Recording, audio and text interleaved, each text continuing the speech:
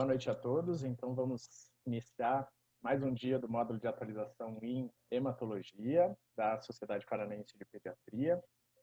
Nesse dia com o tema de síndrome inflamatória multissistêmica associada à Covid-19, um tema levemente atualizado, né, Dr. Paulo?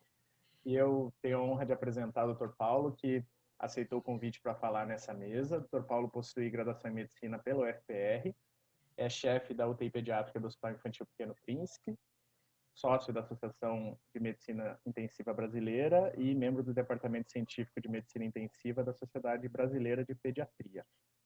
Dr. Paulo, pode começar. Eu vou deixar os microfones de todos fechados e ao final da sessão a gente faz as perguntas ou pelo chat ou abrindo o microfone. Dr. Paulo. Está aparecendo a tela aí, Thiago? Estamos vendo, doutor. Então, boa noite a todos. Eu também queria agradecer o convite da Ana Paula, especificamente, da Paranaense de Pediatria, para apresentar esse tema aqui. Bem, então, a síndrome inflamatória multissistêmica, a primeiros relatos, no dia 25 de abril deste ano, o Serviço Nacional de Saúde do Reino Unido alertou os médicos de uma síndrome recentemente reconhecida com severa inflamação em crianças com fatores clínicos semelhantes àqueles encontrados na doença de Kawasaki e na síndrome do choque tóxico.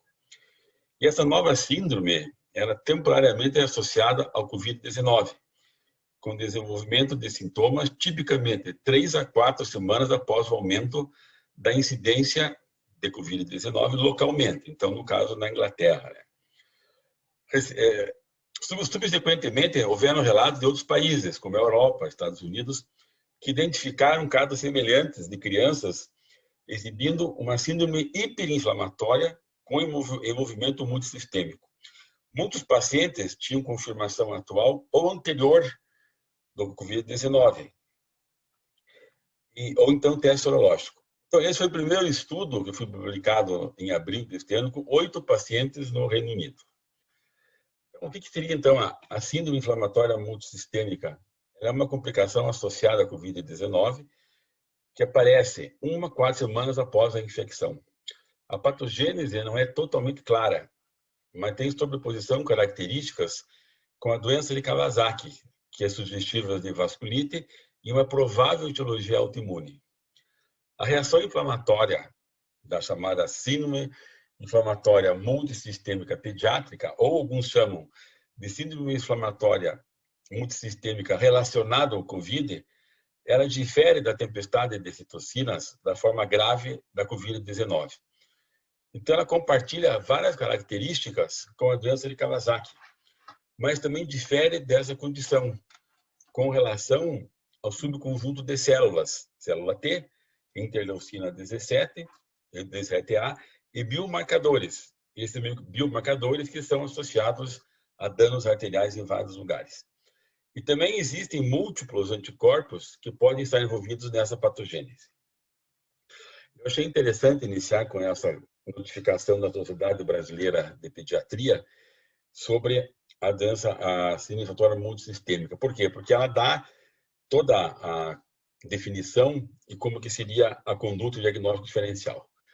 Então, a definição primeira que saiu, o que seria a síndrome inflamatória multissistêmica? Crianças que apresentam febre elevada mais do que 38 graus Celsius, alguns lugares falam que um período só já é necessário, alguns lugares mais 3 dias, e febre persistentes, mais igual a 3 dias, em crianças e adolescentes, geralmente com idade menor que 19 anos de idade.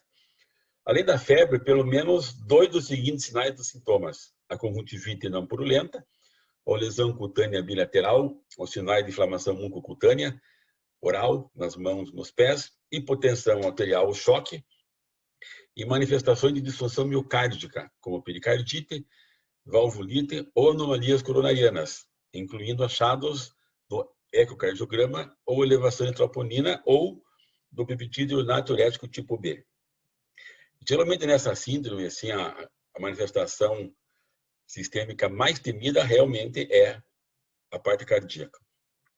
E existe uma evidência de quadrilopatia, aumento do tempo de protrombina, tempo de tromboplatina parcial ativada e dos didímeros, e manifestações gastrointestinais agudas, como diarreia e vômito. que nós vamos ver na sequência alguns estudos que existem sobre essa síndrome inflamatória, que a maior alteração, principais alterações além da febre, foi distúrbios gastrointestinais, confundindo muiamente com o abdômen agudo. Além disso, existem o aumento dos marcadores de inflamação, como o VHS, o PCR, a procalcitonina, outra, e afastado quaisquer outras causas de origem infecciosa, incluindo sepse bacteriana, síndrome do choque estafilocócico ou estreptocócico. Tivemos um caso, uns meses atrás, um menino que foi encaminhado para a UTI que tinha clínica de SIMP, mas ele tinha um abscesso renal. Então afastou. Então não pode ter nada, nenhum outro tipo de infecção para que a gente faça esse diagnóstico. E uma evidência de Covid-19, através da biologia molecular, o teste antigênico sorológico positivo ou história de contato com o Covid-19. E pode ser incluído crianças e adolescentes que preencheram os critérios completos ou parciais para a síndrome do choque de Kawasaki. Muitas vezes não é a síndrome clássica, né? É chamada um like Kawasaki. Ou a síndrome do choque tóxico. Realmente, principalmente a síndrome do choque tóxico, é um diagnóstico diferencial bastante importante e difícil naqueles casos mais graves. E sempre que a gente recebeu uma criança com clínica de SIMP, a gente deve estar atento que esse paciente pode ter tido Covid confirmado anteriormente ou não, e depois ter tido essa síndrome inflamatória. O diagnóstico diferencial é com a sepse bacteriana, que, no nosso modo de ver, junto com o síndrome do choque tóxico, é o quadro mais difícil de diagnosticar numa fase inicial. As colagenoses é a doença de Kawasaki, o abdômen agudo, outras infecções virais, como por Epstein-Barr, citomegalovírus e dengue, e também a síndrome da ativação macrofágica, que, na realidade, a síndrome da ativação macrofágica pode fazer parte da SIMP. Então, as crianças que internam com SIMP podem desenvolver a síndrome da ativação macrofágica, que eu sei que foi um assunto que foi muito bem discutido ontem. O tratamento. Como esses pacientes apresentam, em casos graves, sinais de choque, a gente normalmente começa com antibiótico terapia empírica. Porque você tem um extremamente grave. Nós não temos absoluta certeza no início qual o diagnóstico desse paciente, nós entramos com antibiótico. Como o paciente vem de fora, a maioria dos pacientes não estão no hospital, principalmente porque se eles internaram com quadro de Covid e desenvolveram essa síndrome, foi um período posterior. Então, normalmente, eles não estão no hospital. Então, apesar de ser indicado levar em consideração a epidemiologia local, normalmente o que é entrado é o ceftriaxona e a clindamicina, que são as mais utilizadas, que no caso é a nossa conduta no Pequeno Príncipe. A clindamicina é um antibiótico assim que a gente tem uma certa preferência em paciente com sepsis e em choque séptico pelo seu efeito antitoxina. E como o diagnóstico diferencial dos principais dele é a síndrome do choque tóxico, a gente acaba sempre entrando com a clindamicina pensando nesse diagnóstico diferencial. Os antivirais não são utilizados, porque o paciente já não tem mais o vírus, ele tem uma resposta imune ao vírus. Então, não há indicação de utilizar antivirais. A imunoglobulina endovenosa, ela deve ser utilizada nos casos graves e nos casos que tem certeza que é doença de Kawasaki. Mas nos casos graves, o paciente que está com um quadro clínico grave, a gente tem entrado com imunoglobulina sempre. Então, sempre que tiver um quadro de choque tóxico, que parece ser bacteriano e às vezes não é pela SIMP, a gente tem usado a imunoglobulina. A imunoglobulina, ela faz a neutralização dos substantivos bacterianos e a modulação da resposta imune. E nos casos que estão mostrando, refletindo o tratamento inicial. Mas como a gente não sabe o diagnóstico desse paciente, o tratamento inicial, na maioria dos casos que a gente tem uma alta suspeita ou até uma confirmação de SIMP, já entramos com imunoglobulina. Na dose de 2 gramas por quilo, que a gente faz uma infusão contínua para evitar sobrecarga e evitar reação colateral. E nos casos graves, ela pode ser repetida após a primeira dose. O corticosteroide é o tratamento de escolha nos casos iniciais. Geralmente, nos casos graves, é associado junto com a imunoglobulina. E o corticoide, normalmente, em casos graves, é mais utilizado como pulsoterapia. Geralmente 30 mg, 10 a 30 mg por quilo dia, 1 a 3 dias consecutivos. Normalmente, na nossa experiência, depois a Gabriela vai mostrar os nossos casos, nós usamos uma dose e esperamos. No segundo dia, melhorou, não fazemos mais. Não melhorou, a gente repete. Tá? Depois que fez a pulsoterapia, passa a ser uma dose de metilprednisolona 2 mg por quilo dia 5 dias, e nós vamos diminuindo progressivamente num total de 2 ou 3 semanas que são utilizadas. Os imunomoduladores, anakinra, que não é disponível no Brasil, que é o inibidor de antileucina 1, e o tocilizumab, que é inibidor de antileucina 6. É o que a gente dispõe. Então, qual seria a indicação de usar imunomodulador? Naqueles casos em que já foi feita toda a terapia com corticoide, com imunoglobulina, os cuidados gerais do paciente, evidentemente, e a família não melhorou, a gente usa o imunomodulador. Tivemos um caso só que a gente usou o tocilizumab. E um menino que tinha um quadro extremamente grave, o menino melhorou, mas é uma experiência muito pequena. E o que a gente vê de literatura é que vários lugares usam um desses dois, ou a anakinra, ou a interleucina, ou a tocilizumab. Anticoagulante. Nos casos em que, como a gente sabe que a Covid-19 predispõe a evento trombóticos, quando tem um quadro que manifesta-se como síndrome de Kawasaki e tem plaquetose, inicia-se aspirina, que é a dose, que é a medicação mais utilizada. De 30 a 50 miligramas por quilo dia, o paciente melhorou da febre em 2, 3 dias, passa-se a 3 a 5 miligramas por quilo dia.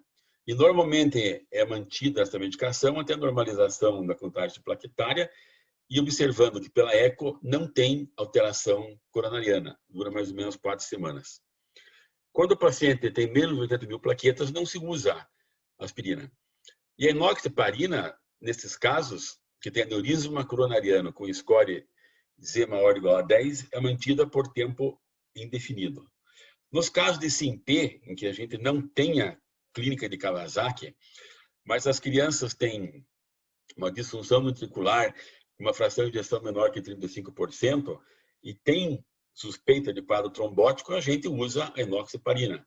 A dose normalmente utilizada de maneira de tratamento de 2 miligramas por quilo dia, e geralmente essa dose deve ser mantida quando houve incidência, houve suspeita de ter um fenômeno tromboembólico, normalmente 2 a 3 semanas depois do quadro que melhora. O suporte endotrópico, isso aí é conduta dos intensivistas, não vou entrar em detalhe aqui, normalmente qual medicação você vai usar, adrenalina, noradrenalina, na maioria das vezes a gente discute isso lá na UTI. Essa publicação que saiu agora também do Royal College, o Royal College publicou aquela primeira em abril. Eles fizeram uma publicação agora nessa última semana que eu achei interessante o seguinte detalhe. Exatamente a mesma clínica, aqui eles colocaram mais alterações sistêmicas, respiratória, renal, neurológica, que realmente esses pacientes eles têm. Aquela primeira definição não tinha utilizado todos esses órgãos afetados, mas realmente acontece. Exclusão, risco de miocardite, mas o que eu achei interessante, primeiro nesse estudo aqui, é que pode ter o teste para SARS-CoV positivo ou negativo. Então, esse estudo que foi publicado pelo Royal College, então é mais ou menos a mesma alteração, mas esse paciente tem uma clínica mais exuberante, vejam. Dor abdominal, confusão mental, então pode levar ao sistema nervoso central.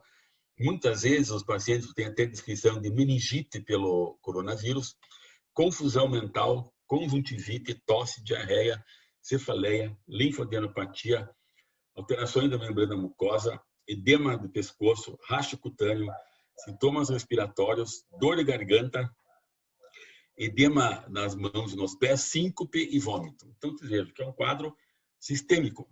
O paciente pode ter alteração em muitos órgãos.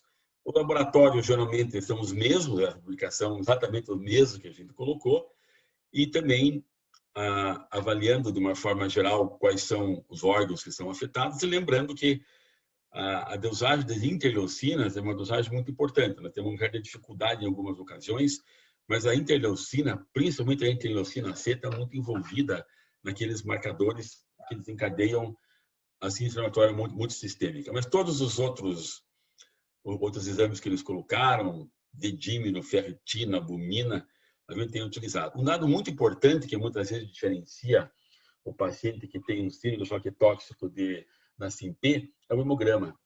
Geralmente, o hemograma, eles vêm com uma neutrofilia, pode normalmente ter uma neutro ter normal, mas linfopenia é um dado muito importante. Então, quando nos chama atenção, quando a gente avalia essas crianças, você tem clínica que sugere ou suspeita da SIMP, você tem tem neutrofilia com linfopenia, chama muita atenção, até enquanto a gente aguarda os outros exames. Essa publicação, que também essa semana, que foi uma publicação que foi um dado muito interessante, que é, isso aqui eu ponho apenas uma pequena parte desse artigo. O que eles colocaram?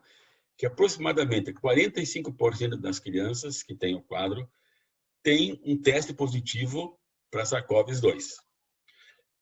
Em adição, a grande proporção, 75%, tem anticorpos contra o vírus, indicado que muitos, e não todos os casos, são resultado de uma anterior não clara ou infecção por coronavírus.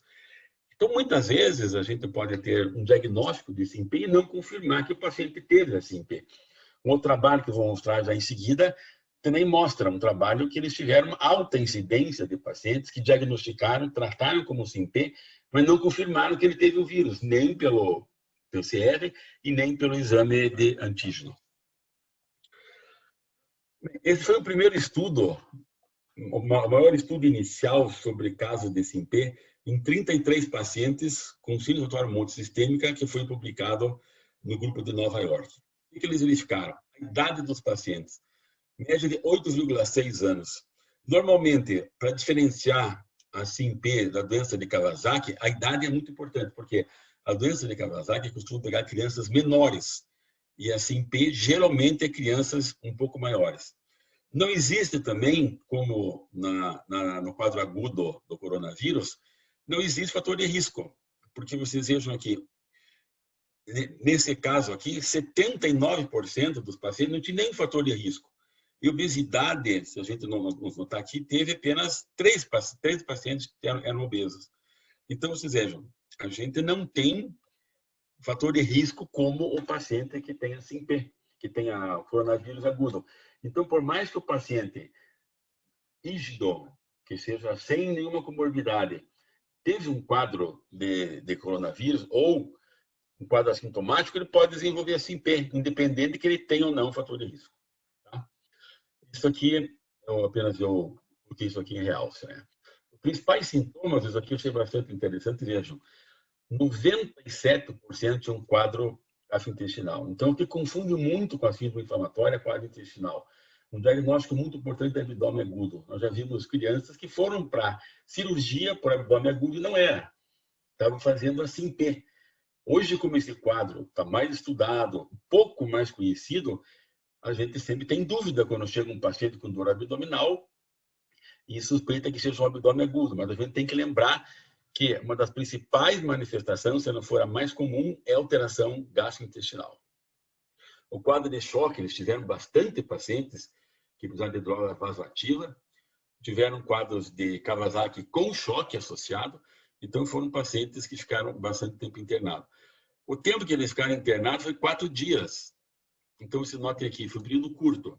O que chamou a atenção nesse estudo? Todos os pacientes usaram imunomodulador. Talvez isso tenha tido um efeito mais precoce na melhora desses pacientes, diminuiu a atividade inflamatória e ficaram menos tempo internados. O que chamou a atenção em relação ao laboratório, a alteração que eu já comentei, linfocitose com linfopenia. Foi bastante importante em 27 pacientes. As alterações que a gente já conhece, de PCR, de dímero, fibrinogênio, ferritina, alterações cardíacas. Então, normalmente, quando a gente pega um paciente que a gente suspeita que tem síndrome inflamatória, ele pode ter um quadro abdominal importante, como já foi relatado ali no slide anterior, o hemograma alterado, essas provas alteradas, e lembrando sempre que a alteração cardíaca tem que ser bastante investigada. Esse é um estudo que foi feito no Gastroenterology, que eles fizeram apenas a apresentação que sintomas gastrointestinais foi a maior apresentação dos componentes da síndrome inflamatória multissistêmica.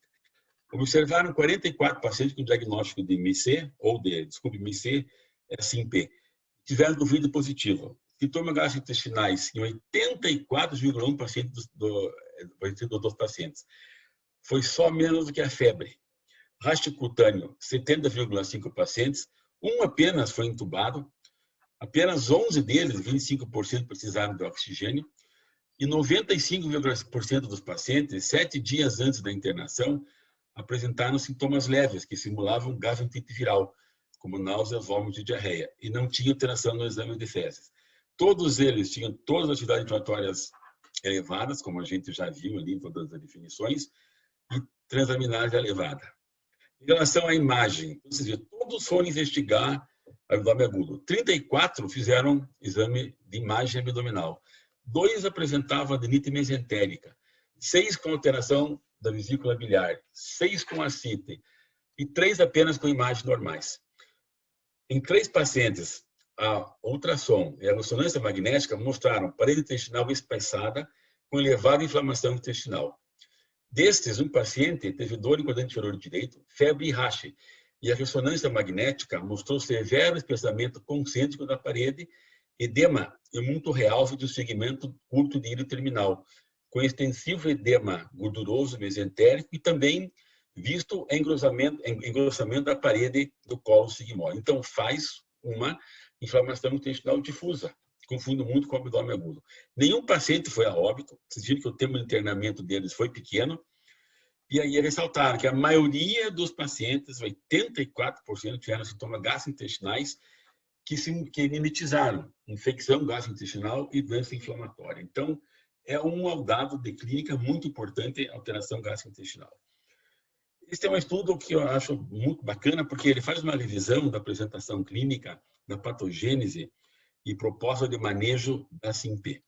As definições do CDC sobre SIMP são iguais às que a gente já mostrou, lembrando aqui que pode ter 2 ou mais órgãos. Naquela definição inicial não falava tanto em alteração renal, neurológica, mas faz parte do quadro cardíaca, renal, respiratória. Então, a febre, 2 desses sintomas, as alterações laboratoriais, teste positivo para Covid ou exposição 4 semanas antes, e não tem diagnóstico alternativo, então não tem nenhuma outra doença. O que acontece? Então, o paciente ele tem uma evidência laboratorial ocorrente que teve uma infecção pelo SARS-CoV-2 e ele vai apresentar toda essa sintomatologia aqui: febre, mialgia, conjuntivite, rache, linfadenopatia, estomatite, edema das extremidades com eritema, descamação da pele, cefaleia, meningismo, letargia, as alterações todas laboratoriais, miocardite, aumento de troponina, peptídeo natriurético, alteração coronariana e quadro de choque tóxico, de choque cardiogênico. Do pulmão, hipoxemia, enxutada pulmonar, dor torácica. E aqui, neutrofilia com linfopenia, novamente eu bato aqui, e trombocitopenia. Abdominal, náuseas, vômitos, dor abdominal, diarreia, elevação das transaminases. E no rim pode levar a ciência renal, a lesão renal ou também a hiponatremia. Então, normalmente, no estágio 1, o paciente tem uma infecção pelo SARS-CoV-2, assintomática ou levemente sintomática. Vista a colonização nasofaringe, ou um pouco mais inferior, e isso aqui, o estágio 2, pode ter alteração pulmonar, que dependendo do que tenha de receptores de bloqueador de angiotensina 2, pode ser mais grave ou menos grave, mas passado aquele período de 1 a 4 semanas, existe uma ativação de superantígenos que estimulam o macrófago. O macrófago atua na célula T, a célula T helper, liberando todas essas citocinas, fazendo a chamada tempestade de citocinas. E também existe uma estimulação de macrófago, neutrófilo e monócito, levando uma resposta hiperimune. Por outro lado, estimula a célula B, células plasmáticas, e libera anticorpos na circulação, que junto com esse estímulo de citocina de macrófago aumenta a resposta hiperimune. Existe, teoricamente, uma predisposição genética que não é ainda bem esclarecida para o paciente ter a SIMP, e leva todas aquelas alterações que nós acabamos de ver. Tá? Então, mais ou menos isso que acontece. Esses superantígenos ativam o macrófago, estimulam a imunidade celular, a imunidade humoral, libera várias substâncias na circulação, as citocinas, anticorpos, e o paciente faz uma síndrome inflamatória multissistêmica. Lembrando que não tem lesão direta pelo vírus. O vírus já foi embora. Ele deixou, digamos assim, uma sequela. Em relação à clínica, o que chama atenção? Os pacientes que têm a síndrome inflamatória são mais velhos do que quem tem Kawasaki, mas não são mais velhos que os que têm o choque tóxico. O quadro abdominal é bem mais frequente do que nos outros diagnósticos diferenciais. Então, por isso que aqui vai confundir muito com do abdômen agudo. Novamente, neutrofilia, linfopenia, que diferencia dos outros diagnósticos diferenciais. Então, isso são dados importantes quando a gente quer avaliar os pacientes. Essas são as principais alterações em relação ao exame que vão aparecer. Tá? Lembrando, eu não vou perder muito tempo aqui, quando já foi falado, da síndrome hemofagocítica, que é um diagnóstico diferencial, mas uma complicação. Tá? Então, normalmente, aqueles critérios, que já viram ontem, febre, esplenomegalia, citopenia, pelo menos 2 linhagens, anemia, plaquetopenia ou neutropenia, aumento de triglicerídeo ou diminuição de fibrinogênio, aumento de ácidos graxos, hemofagocitose na medula óssea, no vaso e nos linfólitos, que não é maligna, ausência ou baixo linfócitos é natural killer, ferritina aumentada e a presença do CD25 quando a gente consegue dosar. Isso já foi bastante comentado ontem, mas faz parte do quadro da síndrome inflamatória. Os exames são exatamente iguais aos que a gente comentou até agora, avaliando sempre a parte cardiológica, todos os exames de função renal, hepática, toda a parte metabólica. E em relação à visão que eles fizeram, olha aqui, os pacientes todos fazem a mesma coisa, imunoglobulina, aspirina quando suspeita de doença de Kawasaki, o corticoide quando é um quadro grave é pulsoterapia, quando é um quadro mais leve pode ser em dose mais baixo, e os imunomoduladores que eles têm costume de usar a anakinra, não só na UNIC, mas em muitos quadros de síndrome hemofagocítica, eles usam bastante MC, a anakinra fora aqui do Brasil. Tá? Então, a conclusão desse artigo, baseado nos relatos iniciais da China, é provável que crianças tenham uma baixa incidência ou tenham uma baixa incidência de SARS-CoV-2 sintomático. Entretanto, o aumento da prevalência da síndrome inflamatória sugere uma tardia resposta hiperimune relacionada ao SARS-CoV-2. A exata incidência ainda a gente não tem certeza se o paciente teve ou não teve a incidência antes do coronavírus, e é um quadro que está sendo estudado ainda com mais afinco, não existe muitos relatos na literatura. Eu vou colocar esse outro artigo aqui, que foi uma experiência posterior àquela de Nova York, que foi feita também em Nova York, mas pelo grupo do Monte Sinai. Eles tiveram 15 casos de síndrome inflamatória relacionados ao Covid. Baseado nos critérios do CDC, todos os pacientes tinham um SLAG incluindo Covid por PCR. No início, fizeram os exames de ecografia, raio-x, hemocultura, todo o painel de citocinas, que ajudaria bastante, todos os exames que a gente havia comentado. Os pacientes com critérios de Kawasaki ou com sem alterações cardíacas receberam imunoglobulina e aspirina. Os pacientes que estavam com instabilidade hemodinâmica receberam aqui o tocilizumab ou anakinra, um dos dois. E 5 desses pacientes apenas tinham história de asma e um hipertiroidismo. Então, não era muito frequente ter a comorbidade. Então, 11 pacientes eram do sexo masculino e 4 do feminino.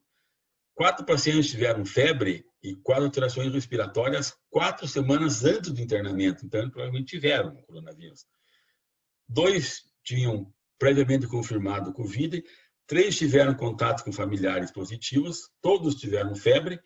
87% de sintomas gastrointestinais.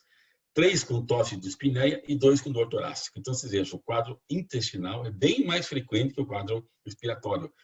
Não quer dizer que o respiratório não seja grave, é muito grave, mas não é tão comum como o quadro gastrointestinal. E teve paciente que não teve exame confirmado do coronavírus. certo? Então, 7 na admissão hospitalar e 2 pacientes um mês antes. E uns 6 pacientes não tiveram diagnóstico confirmado por exame do Covid, mas tiveram clínica. 4 pacientes tiveram alteração cardíaca com depressão ventricular esquerda e 3 de ventricular. 3 tiveram anomalia de coronária, um teve dilatação e 2 ectasia, um teve ataque ventricular, um teve elevação de ST no eletrocardiograma e 13 tiveram troponina elevada. Então, além, o quadro clínico inicial fala mais do quadro gastrointestinal, mas a principal alteração sequela realmente é cardíaca. Aqui apenas falando que tiveram esses marcadores da inflamatória, como eu já estou um pouco apressado no tempo aqui, eu vou passar aqui. Para terminar esses trabalhos desses 15 pacientes, todos receberam antibiótico na admissão, quadro grave, como a gente já comentou. Todos receberam enoxaparina, um foi admitido na enfermaria e 14 na UTI. 3 necessitaram de ventilação mecânica invasiva e 5 de não invasiva. Um paciente foi para ECMO, acabou morrendo. 8 precisaram de vasopressor inotrópico e 1 de balão intraórtico por choque cardiogênico. Então, vocês vejam, desses pacientes aqui, 9 tiveram alteração cardíaca grave. Então, é um dado bastante importante e acho que é muito importante nesse trabalho aqui. 12 receberam tocilizumab, 1 a 3 doses. Então, vocês vejam, tiveram facilidade, vocês sabem que é de alto custo, mas eles receberam. Então, geralmente, talvez esse trabalho, ou aquele outro anterior, mostrar uma mensagem que se a gente tivesse disponibilidade, se a gente não melhora logo fazer imunomodulador, talvez eles tenham tido uma boa resposta. Então, vocês vejam aqui, ó, dos 15, 14 receberam imunomodulador, 12 tocilizumab e 2 receberam anakinra. Esse estudo que eu achei bastante interessante foi uma revisão sistemática sobre a síndrome inflamatória multissistêmica associada ao Covid. Foi arrastado para publicação em 3 de agosto e deve estar sendo publicado agora. Os autores fizeram uma revisão, publicados desse INPE, até 28 de julho passado. De 440 estudos, 8 foram selecionados. A média de idade, 7,3 a 10 anos. Então, vocês vejam crianças maiores. Geralmente, o Kawasaki tem crianças menores. 59% eram meninos. Através dos estudos, o que eles verificaram? A proporção de pacientes com PCR foi de 13% a 79%. E teste urológico de 75% a 100%. Então, houveram alguns que não tinham o teste urológico alterado. O critério de inclusão foram do CDC, da OMS, do Royal College, que tem mínimas diferenças. E qual foram as prevalências de alterações clínicas? Isso que chamou atenção nessa revisão sistemática. 87% gastrointestinal, foi a maior. 73% dermatológico cutânea. 71% cardiovascular. 25% neurológica. 24% músculo-esquelética e 40% respiratório. E todos tiveram elevação de PCR, interleucina C e disciplinogênio. Então, bastante interessante essa revisão sistemática. Fiz aqui um brevíssimo resumo, mostrando que o quadro gastrointestinal é o mais importante. Aqui a gente vê nesse slide que o mais importante aqui foi gastrointestinal, depois foi dermatológico e cardiovascular foi um pouco menos. Então, foram os órgãos mais afetados, e que é respiratório, 40% dos pacientes. Tá? O número de pacientes nesse estudo, esses 8, variou de 10 no estudo em Bérgamo até 186, que é um estudo grande em 27 estados americanos.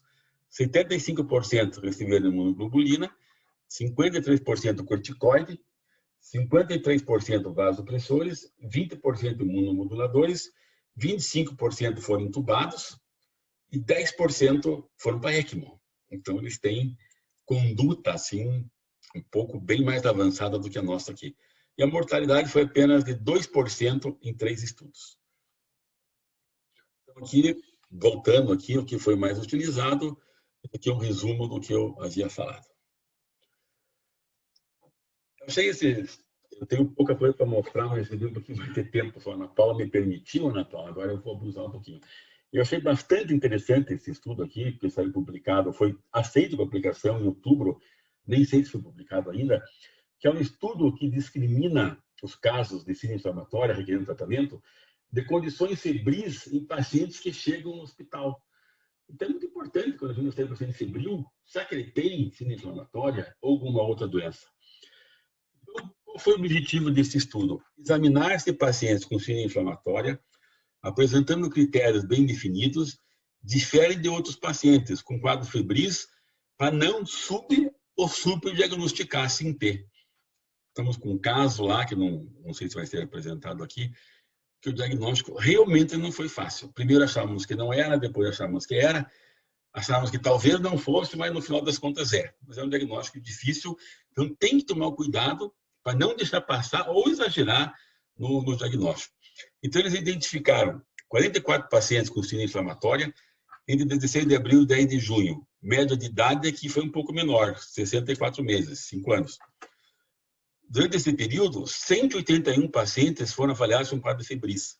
Os que tiveram síndrome inflamatória tiveram maior temperatura, aumento de frequência de dor abdominal, dor no pescoço, conjuntivite, irritação na mucosa, inchaço nas extremidades, ou racha generalizado, racha localizado generalizado. Então, são aquelas alterações que nós vimos inicialmente na definição e também naquele estudo do Royal College, que saiu essa semana, mostrava essas alterações, dor no pescoço, edema de articulações, etc. Então, vocês vejam, interessante a gente ter alguns dados que podem, de uma maneira inicial, quando a gente recebe esses pacientes, já pensar que ele pode ter AMC e tomar conduta mais adequada. Os pacientes também que tiveram a síndrome inflamatória mostraram o menor número absoluto de linfócitos, então um dado bastante importante, e maior concentração do PCR. Qual a conclusão desse estudo? Os pacientes tratados com síndrome inflamatória, devido à preocupação do potencial de lesão cardíaca, mostraram fatores diferentes dos outros pacientes com os dos quadros febris. Então, são alguns dados que a gente pode utilizar e a gente pode fazer mais ou menos diagnóstico da síndrome inflamatória. Esse, para terminar, praticamente é um estudo brasileiro, o maior estudo brasileiro que foi publicado que foi para a revista, não foi nem publicado ainda, agora em outubro. Nós chegamos a ser convidados para entrar nesse estudo, mas problemas de tempo e muito trabalho acabamos não entrando. Então, foram 17 UTIs brasileiras. Nessas 17 UTIs, tiveram 56 pacientes. Morbidade, quase nenhum deles teve. A média de idade também é alta, 6,2 anos, sendo que a maioria tinha de 5 a 12 anos de idade. Então, ou seja, mais ou menos o que diz a literatura. E a comorbidade foi 11 pacientes só. Então para ter a síndrome inflamatória, não precisa ter comorbidade. O que me chamou a atenção aqui nesse estudo? Confirmado COVID, 51 pacientes. Não confirmado, 25. 44%. Tanto por PCR como teste sorológico. Então, o teste sorológico é extremamente importante, mas não afasta o diagnóstico de SINP. Tá? Então, a gente tem que se basear em dados clínicos, dados de laboratório, evolução clínica para fazer o diagnóstico, tanto para não exagerar como para não afastar. Então, o fato de não ter confirmação sorológica ou de PCR do COVID não afasta completamente. Claro que a gente fica um pouco na dúvida, mas não afasta que seja assim. Eles tiveram principalmente mais casos de Kawasaki, alteração cardíaca foi pouco, até 18%, né? Tóxico 5%, e alteração macrofágica 2%. Usaram as mesmas medicações que a gente usa, mais a imunoglobulina, 89% dos pacientes. Utilizaram antibiótico ou Stabivir, talvez na dúvida quando chegou o paciente, antifúngico, mas não explicam por quê. Desses pacientes, 20 deles, 35% precisaram de suporte respiratório. Só que na ventilação mecânica invasiva, só 6. Na cânula de alto fluxo, 1 e 3 na não invasiva. Então, 10 pacientes precisaram ventilar. Então, isso mostra, sendo 10 pacientes de 56, uma média de 20%, nem isso deles chegou a ser ventilado. Então, alteração pulmonar grave é grave, mas não é tão comum. Esse é o último estudo que eu vou mostrar, já dei uma conferência a vocês. Eu achei bastante interessante esse estudo, que foi da Academia Americana de Reumatologia, porque eles falam um dado importante: como acompanhar esses pacientes. principalmente pelo quadro cardíaco. Então, o que eles comentaram assim? As crianças com síndrome inflamatória necessitam acompanhamento com cardiologista. As que tiveram dilatação de coronária, fazer eco, no mínimo cada 7 dias, e após 4 a 6 semanas após a apresentação inicial. Apesar da função ventricular melhorar rapidamente em muitos pacientes, as consequências da inflamação no miocárdio não são bem conhecidas a longo prazo e podem causar fibrose e algumas formas de miocardiopatia. Geralmente, anormalidades de condução do eletro são comuns. Fazer eletro cada 48 horas de início e, se persistirem alterações, fazer Holter. Eu achei bastante interessante esse trabalho, e principalmente porque o nosso colega lá do Pequeno Príncipe, o César, está fazendo um trabalho justamente com isso. Todos os pacientes que tiveram síndrome inflamatória ou tiveram o coronavírus, junto com a doutora Lânia, montaram um ambulatório exclusivo para isso. Então, eles vão ver, com o tempo, se realmente esses pacientes, apesar de terem um quadro clínico grave no início, alteração cardíaca grave, melhoraram, mas não quer dizer que não tiveram sequelas depois. Então, é bastante interessante. E a conduta também lá, geralmente, é essa. Só faz Holter se tiver alteração ecocardiograma. Desculpe ter passado o tempo e agradeço a atenção de todos. Dr. Paulo, muito obrigado. Excelente apresentação. Como a segunda palestra ela se relaciona com a primeira, eu acho que a gente segue para a palestra da doutora Gabriela. Doutora Gabriela, se quiser compartilhar a sua tela. E aí a gente deixa as perguntas para o final. A doutora Gabriela possui graduação em medicina pela Fundação Universidade Regional de Blumenau, é pediatra pelo Hospital Pequeno Príncipe e residente em medicina intensiva pelo Hospital Pequeno Príncipe, né, doutora Gabriela? Se quiser compartilhar a sua tela, doutora. Deixa eu ver. Tá aparecendo ou não? Ainda não. Tem que clicar ali no Share Screen e daí selecionar o... Isso aí. Perfeito. Deu? Deu? Deu. Então, boa noite. Muito obrigada. É uma honra estar aqui. E também é uma honra falar logo depois do Dr. Paulo, que eu admiro muito, nosso chefe. Então, eu vou compartilhar um pouco sobre a série de casos que a gente teve no Hospital Pequeno Príncipe de síndrome inflamatória multissistêmica pediátrica. Como são 6 casos que eu vou relatar hoje, esse que o Dr. Paulo comentou que é o 7º caso ainda está em andamento, então eu acabei não comentando. Como é bastante informação, tentado resumir para conseguirmos ver todos os pacientes. Então, o primeiro caso era um paciente de sexo masculino de 12 anos, tinha um histórico de asma controlada e foi internado por um quadro de dor abdominal há 3 dias, uma febre persistente, vômitos e diarreia.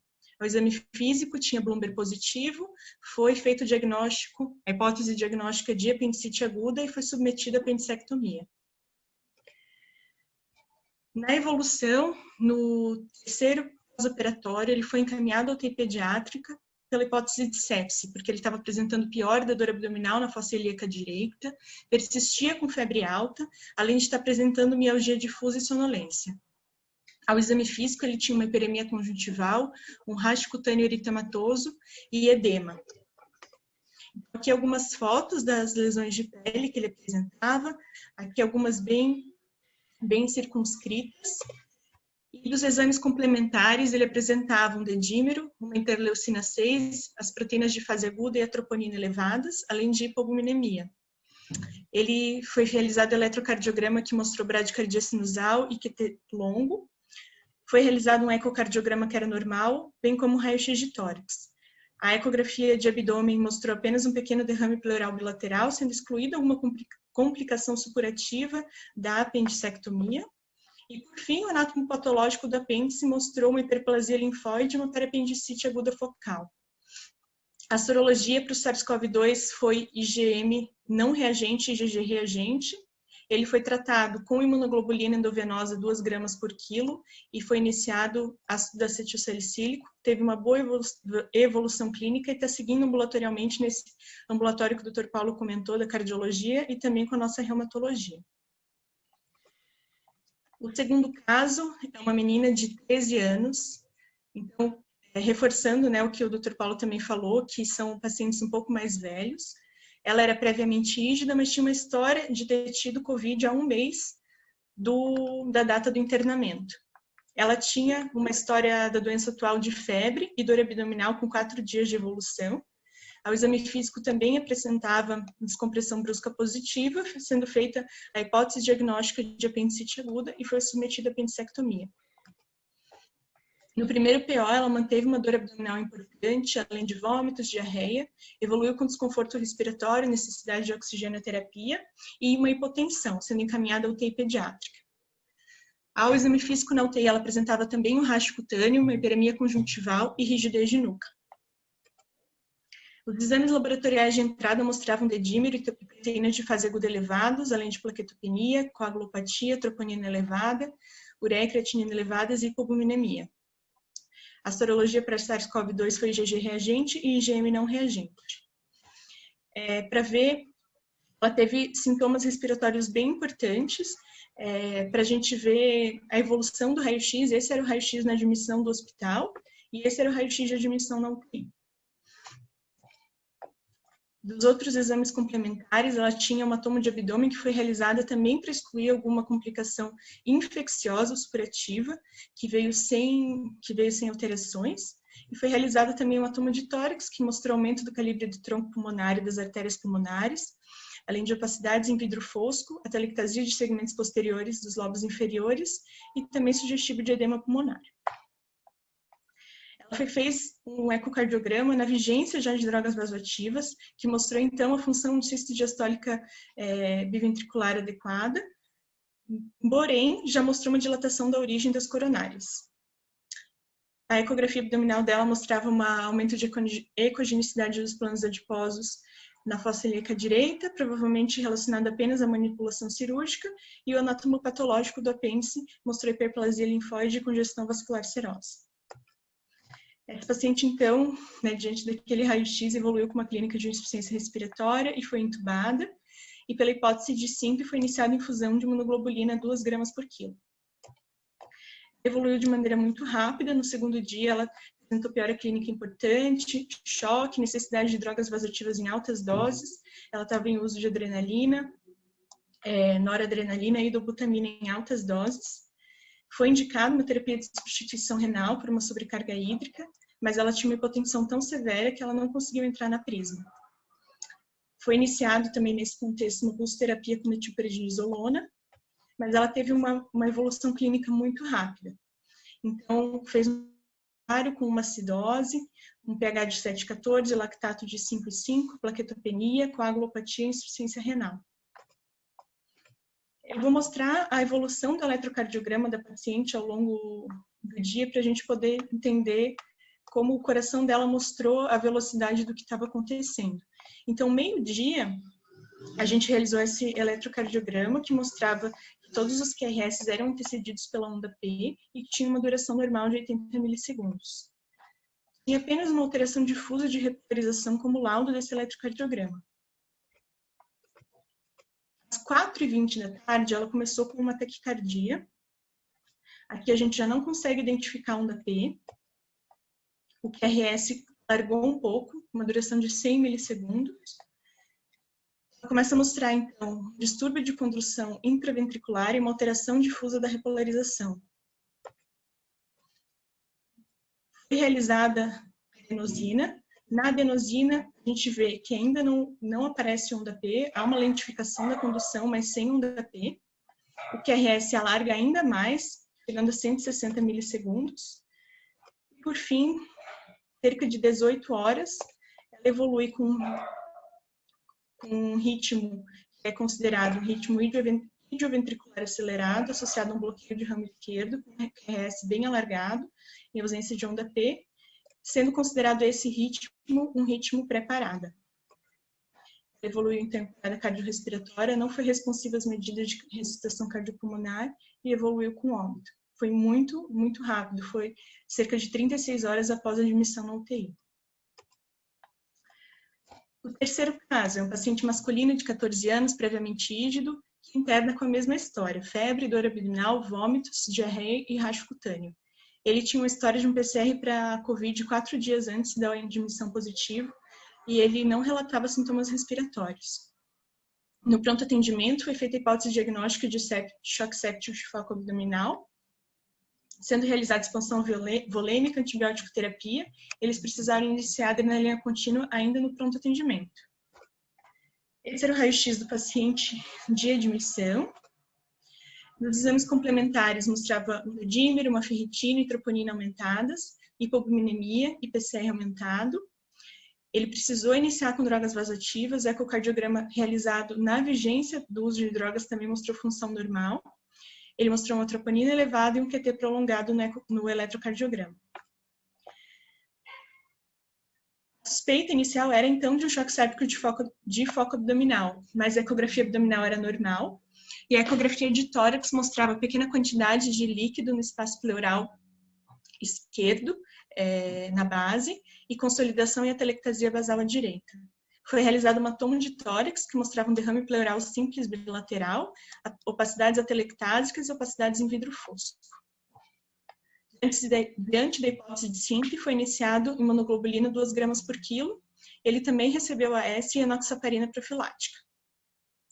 Esse paciente inicialmente não recebeu corticoide, recebeu apenas imunoglobulina, mas após a infusão, que durou 2 dias, ele ainda mantinha uma clínica muito importante, de desconforto respiratório, de choque frio, sendo iniciado uma milrinona e iniciada uma pulsoterapia com metilprednisolona. Ele, no dia seguinte da pulsoterapia, ele teve uma melhora clínica muito importante, então a gente suspendeu o corticoide na forma de pulsoterapia e manteve na forma de manutenção com uma metilprednisolona 2 mg por quilo dia. Ele teve uma melhora clínica e laboratorial progressiva, não precisou de suporte ventilatório e após 7 dias ele recebeu alta da UTI para enfermaria.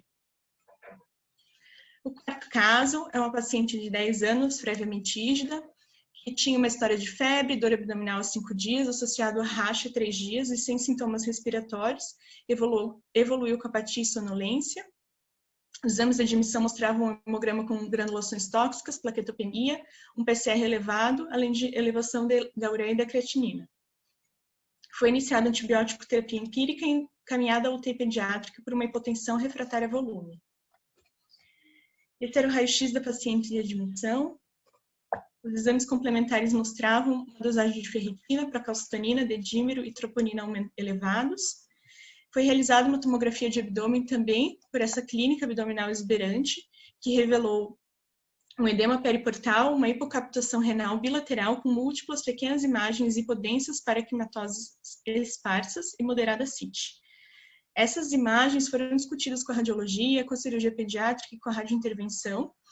Não houve possibilidade de, pela tomografia, diferenciar se elas eram de origem inflamatória ou infecciosa, e elas não eram passíveis de biópsia pela radiointervenção, porque eram muito pequenas. Realizou também uma tomografia de tórax, que mostrava um derrame pleural bilateral moderado, edema pulmonar intersticial e atelectasias nas bases, e um ecocardiograma com disfunção moderada do ventrículo esquerdo. O eletro tinha QT longo, a sorologia para SARS-CoV-2 era IgG reagente, IgM não reagente, e o PCR para COVID era negativo. Essa paciente ela teve, então, uma clínica, além de uma clínica abdominal, uma clínica importante de choque, precisou de noradrenalina e dobutamina, e precisou também ficar em suporte ventilatório com a ventilação não invasiva. Ela recebeu tanto o corticoide na forma de pulsoterapia, como a infusão de imunoglobulina na dose de 2 gramas por quilo. Ela mesma, após suspender as drogas vasoativas, mantinha disfunção miocárdica, então pela cardiologia foi iniciado enalapril, e ela apresentou melhora clínica e laboratorial progressivas, recebendo alta para enfermaria no 7º dia de internamento da UTI pediátrica. O quinto caso é um paciente de sexo masculino de 6 anos, também previamente rígido, tinha uma história de febre alta, cefaleia, vômitos e dor abdominal. Ele foi internado já com a hipótese de SIMP e transferido à UTI no dia seguinte para monitorização por sonolência e necessidade de oxigenoterapia. Esse nosso paciente, ele recebeu inicialmente apenas a pulsoterapia com metilprednisolona e ele apresentou clinicamente uma melhora importante com essa dose, mas no dia seguinte ele evoluiu com hipotensão refratária, um eco com uma disfunção cistodiastólica leve, precisou iniciar com drogas vasoativas, então foi realizada a infusão de imunoglobulina. Ele tinha uma clínica bem exuberante, então foi mantida a pulsoterapia por 5 dias, e além de ter sido realizada também a infusão de imunoglobulina. Ele precisou ser entubado no centro cirúrgico para passagem no catéter venoso central e na volta para a UTI ele teve falha de tubação sendo reentubado. Ele permaneceu em ventilação mecânica invasiva por um dia e em ventilação mecânica não invasiva por mais um dia. Esse paciente, depois que terminou a pulsoterapia, ele tinha ainda muita dor abdominal, um abdômen ainda muito renitente, um desconforto respiratório, taquipneia, alteração do sensório e ainda estava precisando de drogas vasoativas. Diante disso, a gente foi considerado e iniciado o tocilizumab 12 mg por quilo. Depois do tocilizumab, ele teve uma resposta clínica muito satisfatória, chegou a normalizar o ecocardiograma e recebeu alta para a enfermaria. E por fim, o caso 6, é um paciente do sexo masculino de 6 anos. Esse paciente não foi admitido em terapia intensiva, ele permaneceu em enfermaria. Ele tinha uma história de dor abdominal com 2 dias de evolução, associada a febre, náuseas e vômitos. Os exames laboratoriais, então, mostravam também um hemograma com desvio à esquerda, dedímero aumentado, PCR e procalcitonina aumentadas. A ecografia de abdômen mostrava apenas alças dilatadas e adenite mesentérica. Ele tinha uma sorologia para COVID negativa, mas após descartar causas infecciosas, ele foi tratado como SIMP e respondeu ao tratamento de pulsoterapia com metilprednisolona. Ele teve uma redução das provas de atividade inflamatória e melhora do quadro clínico, recebendo alta hospitalar após 5 dias. Aqui é uma tabela que mostra uma comparação dos sintomas dos pacientes. Então, a gente vê que os sintomas gastrointestinais, de fato, foram muito proeminentes. Todos tinham dor abdominal, todos tiveram diarreia e apenas um não teve vômitos. E, clinicamente, o exame físico das crianças chamava muita atenção, com um abdômen muito doloroso, muito renitente e sintomas de dor que se prolongavam ao longo dos dias. Em relação aos sintomas mucocutâneos, quase todos apresentavam hiperemia conjuntival e 4 dos 6 pacientes apresentavam também racho cutâneo. E todos os admitidos em terapia intensiva tiveram clínica de hipotensão. O único que permaneceu em enfermaria, a gente viu que não teve nada de disfunção miocárdica. Todos receberam antibiótico terapia empírica. Apenas 2 não precisaram de droga vasoativa, que foi o caso 1 e o caso 6. E apenas o caso 1 não recebeu pulsoterapia porque ele melhorou apenas com imunoglobulina. No caso da imunoglobulina, apenas o caso 6 não realizou, porque ele também não precisou ser admitido em terapia intensiva e melhorou clinicamente após o uso da pulsoterapia com metilprednisolona. Apenas um precisou de tocilizumab. Em relação aos exames laboratoriais, a gente vê que o dedímero estava aumentado em todos os pacientes. A troponina também esteve aumentada em 4 dos 6 pacientes inicialmente, sendo que o 5º caso, inicialmente a troponina era normal, mas ao longo dos dias ela aumentou para níveis acima do valor de referência. A albumina também, em todos os pacientes que foi dosada, ela era menor do que 3. Todos tinham alteração do RNI e todos tinham PCR muito elevado. De uma forma resumida, o que nós aprendemos com esses nossos 6 pacientes? Então, os sintomas gastrointestinais são proeminentes, eles mimetizam o abdômen agudo, o exame físico da criança assusta, não é bonito, eles têm um comprometimento cardíaco frequente, de leve a grave, então, desde alterações de eletrocardiograma, que a maioria dos nossos pacientes teve que ter alongado, alterações ecocardiográficas, até dilatação de coronária e até choque muito grave. Na suspeita, então, lembrar dos exames que vão suportar esse diagnóstico e não subestimar a gravidade, né? Como eu mostrei no nosso 2º caso, que a evolução foi muito rápida. No primeiro dia de admissão na UTI, ela já recebeu imunoglobulina nas primeiras horas e mesmo assim evoluiu de forma muito desfavorável. E é isso. Muito obrigado, doutora Gabriela. Doutor Paulo, algum comentário dos casos? Ou abrimos para as perguntas?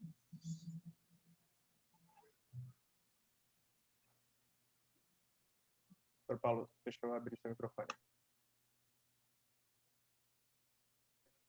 Normalmente, esses casos são bastante graves, né, como a Gabriela falou, né? E esse último paciente que a gente está com ele agora lá, foi o que teve o quadro pulmonar mais grave. Esse paciente foi um diagnóstico um pouco mais difícil, né? E veio IgG positivo para coronavírus, confundiu porque veio positivo para leptospirose também, mas o quadro clínico dele era mais de síndrome inflamatória mesmo, né? Então, o que chama atenção é a gente tentar não deixar passar o diagnóstico, né? Mas também não exagerar no diagnóstico, né? Então, os casos que a Gabriela apresentou, alguns casos ainda o diagnóstico um pouco mais tardio, né? Até chegaram até ir para a cirurgia, né? Mas hoje em dia, como apareceu a experiência, né? O primeiro caso, o segundo caso, é difícil você suspeitar de cara de tudo isso, né? Mas agora, que fica com dor abdominal, com febre, não vai direto para a cirurgia, nem para o abdômen agudo, ele vai afastar que possa ter essa síndrome aí, né? Que é bastante importante, né? E você vê, no Brasil, 17 UTIs mostraram 56 casos. Nós temos 7. Então, você vê que foi uma incidência boa nossa, né? Infelizmente, a gente não participou desse estudo que eu mostrei, que vai ser publicado ainda, mas a Gabriela e a nossa outra residente, a Eliane, elas vão fazer uma série de casos para ser publicado também com a nossa experiência. Legal, doutor. Na sua palestra, o senhor colocou ali que a síndrome hemofagocítica seria, eu entendi que seria como se fosse um contínuo ali, seria dentro dessa história toda, aparece ali, começa a acontecer a hemofagocitose, né? A minha dúvida, esse paciente pode ter organomegalia, ele pode ter hiperferritinemia, ele pode estar com vários critérios já para síndrome hemofagocítica, né? O senhor indicaria de rotineiramente nesse paciente a gente vê triglicerídeo, ficar em cima de ferritina, ou esperaria a citopenia ali, esperaria a anemia com a trombocitopenia, para daí pensar em hemofagocite? Inicialmente a gente não pensa, né? A não ser que comece a ter alterações, pode ser anemia, ou ter leucopenia, um quadro de plaquetopenia alterada, né? Aí a gente vai atrás, né? Para fechar o diagnóstico. É difícil mesmo, né? O que diferenciaria da SIMP em relação aos exames ali que foram comentados, acho que mais mesmo o triglicerídeo. O triglicerídeo não aumenta tanto na SIMP, né? Mas, por exemplo, ferritina aumenta na SIMP. Em qualquer infecção grave aumenta, né? E no caso que a gente tem dúvida, a gente pede auxílio da hematologia, né? Que a hematologia vai nos fazer punção. Quando a gente não tem certeza, conversamos com todos os casos que a gente tem lá, independente se for por síndrome inflamatória ou outra suspeita de hemofagocítica, a gente discute o caso com a hematologia e com a reumatologia. Então, a gente tem essa facilidade de ter pessoas competentes e experientes lá. Então, quando tem uma suspeita grande e a gente não tem diagnóstico, a hematologia nos faz a medula óssea. O CD25 a gente não consegue dosar, né, Thiago? Mas a hematologia ajuda bastante nesse caso. Alguma pergunta? Tem algumas perguntas aqui no chat lá, Thiago. A Cíntia fez uma pergunta aqui, doutor, que é se vocês têm alguma experiência com o aumento do número de casos de cetoacidose com a Covid-19. Tá, então eu posso responder o seguinte, paciente. Todos os pacientes que chegaram para nós com cetoacidose diabética, nenhum era Covid. E é importante ela ter feito essa pergunta, por quê? Porque houve até digamos assim, uma sugestão de todo paciente que tem cetoacidose diabética, que não tem clínica nenhuma de Covid, e nem de síndrome inflamatória, isolar para fazer exame de Covid. Nós temos um grupo aí no Brasil, de vários intensivistas, e mais de alguns internacionais, é um grupo de 167 intensivistas. Foi jogado nesse grupo. Então, o paciente que tem cetoacidose diabética, fator de risco grande, que foi pelo Covid, isso aí não tem nada a ver. Tá? Então, apesar disso, vários deles que nós recebemos, pesquisamos Covid, e nenhum deu positivo. E pela experiência que tem de outros colegas de outros estados, até um colega muito conhecido lá no Canadá, também não. Então, se o paciente chegou com cetoacidose diabética, não tem que isolar para Covid. A não ser que tenha febre, tenha algum outro tipo de sintoma. Doutor, e a Cíntia pergunta também em relação às lesões de pele mais comuns. Se existe alguma apresentação, algum rash que foi visto mais nesses pacientes com SIMP? A Gabriela comentou ali, né? Eu vou falar, depois eu pedi para a Gabriela falar desses nossos casos aqui. Que a gente vê da literatura ali, um daqueles trabalhos que eu mostrei, mostrava 73% de pacientes com alteração dermatológica, que 84% era gastrointestinal e 73% dermatológica. O que a gente vê mais é rastro cutâneo, pode ser generalizado ou localizado, muito edema e descamação de extremidades. É o que está descrito. Mas a Gabriela que apresentou ali, a Gabriela pode comentar alguma coisa sobre isso também, né, Gabriela? Eu acho que uma coisa interessante é a hiperemia conjuntival, que nenhuma foi referida pelos pais, todas foram ao exame físico. Acho que diante de tanta dor abdominal, ninguém dá bola para o olho vermelho. E o rash também não era uma coisa normalmente trazida pelos pais. Aquele paciente foi o único que a gente tirou foto, mas os outros tinham rash, alguns até parecido com eritema multiforme, não, com... Ai, meu Deus, do parvovírus? Me fugiu agora. Mas aspecto rendilhado, alguns em alguns membros só, não generalizado, mas realmente cada um com uma cara diferente, né, doutor Paulo? Nada muito, muito certinho. Uhum. Mais uma pergunta da Gabriele. A infecção aguda por Covid também pode gerar sintomas gastrointestinais e um quadro cardíaco. Como diferenciar da SINP na prática clínica? Geralmente, a SINP é 1 a 4 semanas depois que teve o Covid. Então, não é do Covid agudo. A criança pode ter tido um Covid, saiu do Covid e depois desenvolveu o SINP. Agora, se a gente não sabe, por exemplo, a criança chegou com uma clínica lá, que pode confundir com Covid e tem essas alterações, a gente não sabe se teve contato anterior ou não. E o que complica um pouco também é que a gente viu por esses trabalhos que não é 100% dos que têm síndrome inflamatória que consegue diagnosticar que teve, por exame sorológico, teve Covid. Mas, geralmente, por definição, se a gente tem que ter, a paciente chegou PCR positivo, a criança que tem síndrome inflamatória, a incidência de PCR positivo é muito baixa, a não ser que seja aquele PCR mais prolongado. Mas, de uma maneira geral, a criança que teve um quadro de Covid grave, comprovado que é agudo, então não pode dizer que é SINP, a não ser depois que, passado o tempo, uma criança que ficou grave dessa situação, ela desenvolveu uma SINP, a gente faz diagnóstico por ser mais tarde. Nenhum dos casos nossos lá tiveram quadro de Covid anterior grave, nenhum deles. E a gente viu ali também, né, que para ter SINP não precisa ter comorbidade como o paciente que tem Covid. Não precisa ser obeso, ter problema respiratório, neurológico. O paciente que tem SINP, a maioria deles não tem nada de comorbidade. Os casos graves que nós tivemos com óbito de Covid, todos tinham quadro de comorbidade e eram todos neurológicos. Endocrinopatia, mal epilético, paralisia cerebral. Então, esses que tiveram SINP, nenhum teve doença grave antes.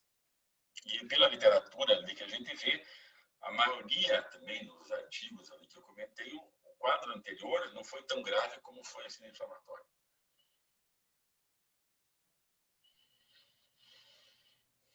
Mais alguma pergunta? Eu tenho uma pergunta. Então, primeiro eu queria agradecer, né, o convite aceito pelo Dr. Paulo, pela Gabriela. Parabéns, né, pelas palestras, foram excelentes. Então, eu só queria comentar, até o Tiago perguntou ali sobre a síndrome hemofagocítica, né, o que a gente tem observado, que os pacientes com síndrome hemofagocítica, em relação à ferritina, tem uma ferritina muito aumentada. E pelo que eu vi que vocês apresentaram ali, não é assim tão alto, né, eu vi que a média, assim, de 500 a 1.500, não mais que isso.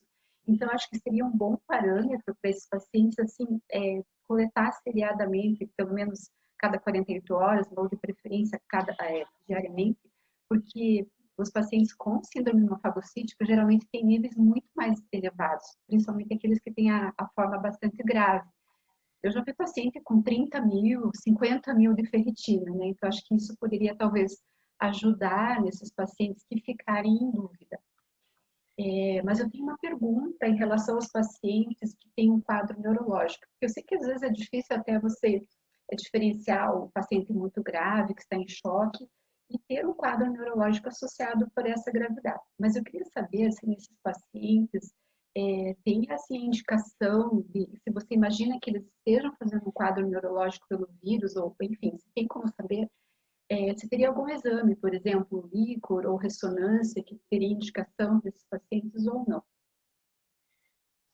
Eu acho que não. A impressão que dá é que esses pacientes, o quadro neurológico dele, desde que a gente tenha todos aqueles critérios para síndrome inflamatória, a gente sabe que o quadro neurológico foi consequente fazendo parte da síndrome inflamatória. O líquor, mas o líquor para síndrome inflamatória, eu não vi nenhum artigo assim que mostrou que tinha líquor alterado.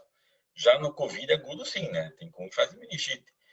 Então, geralmente, o paciente tendo dor abdominal, raios cutâneo, tudo aquilo alterado, diagnóstico de SINP, quadro neurológico faz parte do quadro. Pode muitas vezes fazer o líquor, mas de maneira geral o líquor não vem alterado. A tomografia é só se o paciente tiver um quadro hemodinâmico muito grave, né, que faça isquemia cerebral, alguma complicação assim. Mas nenhum artigo que eu vi, desses todos que eu apresentei aí, nenhum deles falava em que tivesse alteração da ressonância ou então alteração da tomografia de crânio. Dr. Robson tinha aberto o microfone para uma pergunta, doutor? Obrigado, Thiago. Obrigado, doutor Paulo, pela apresentação, pela revisão de síndrome inflamatória, doutora Gabriela. Esse segundo caso me marcou muito, eu já conheci esse caso desde o ano passado. O doutor Silvio Ávila apresentou na reunião da Sociedade de Cirurgia Pediátrica e o coronavírus veio para mudar alguns conceitos, eu acho, da gente, né? É aquele negócio, dor abdominal, descompressão brusca, apendicite, cirurgia. Então, eu acho que ele veio para a gente pensar um pouco mais, porque como a doutora Gabriela mostrou, todos têm algum sintoma gastrointestinal mesmo, né? Isso é bastante interessante que você falou, né, Robson, porque você deve ter visto, né, e até o pessoal da cirurgia pediátrica, ela mostrou vários trabalhos de apendicite que não vão para a cirurgia, mesmo sem ter Covid.